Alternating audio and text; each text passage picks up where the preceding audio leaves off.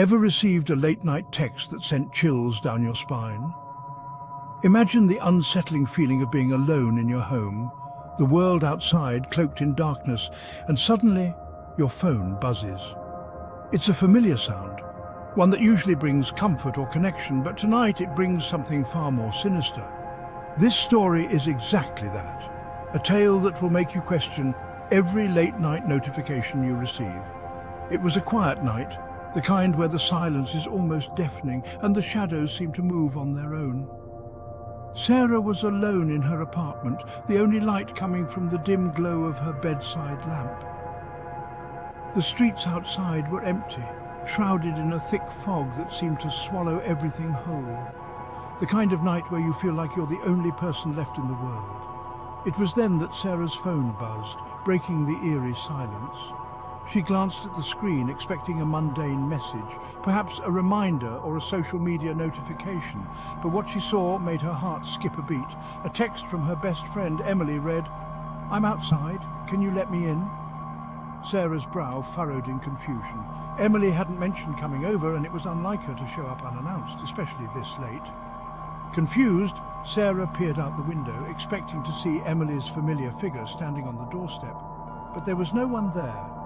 The street was as empty as it had been all night, the fog swirling in the dim streetlight. Her phone buzzed again, the sound louder in the stillness of the night. Another message from Emily. "I'm outside, hurry!" Sarah's heart began to race. Something didn't feel right. She knew Emily well, and this behavior was out of character. Heart pounding, Sarah moved towards the door, her mind racing with possibilities. Was Emily in trouble? Had something happened to her? She reached for the doorknob, her hand trembling, but before she could unlock it, her phone rang. The caller ID showed it was Emily. Relief washed over her as she answered, hoping to get some clarity. "Hey, I lost my phone earlier today," Emily said, her voice calm and unaware of the situation. "Is everything all right?" Sarah's blood ran cold. If Emily didn't have her phone, then who sent the messages? Sarah's mind raced. The realization hit her like a ton of bricks. Someone else had Emily's phone, and they were outside her door pretending to be her friend. She quickly explained the situation to Emily, who was equally shocked and concerned. "Don't open the door," Emily warned. "Call the police."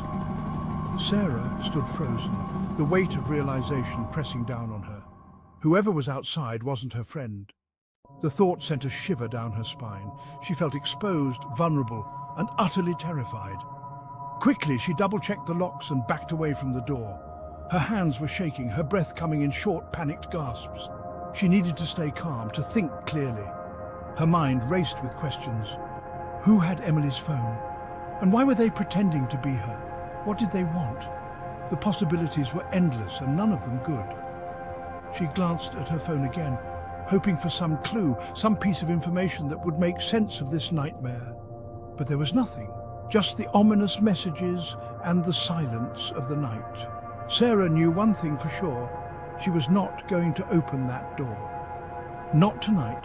She needed to stay safe, to protect herself from whatever or whoever was out there. She stepped away from the door, her eyes never leaving it. She could feel the fear coursing through her veins, but she also felt a surge of determination. She would not let this unknown threat get to her. The night stretched on, each minute feeling like an eternity. Sarah stayed vigilant, her phone clutched tightly in her hand, ready to call for help if needed.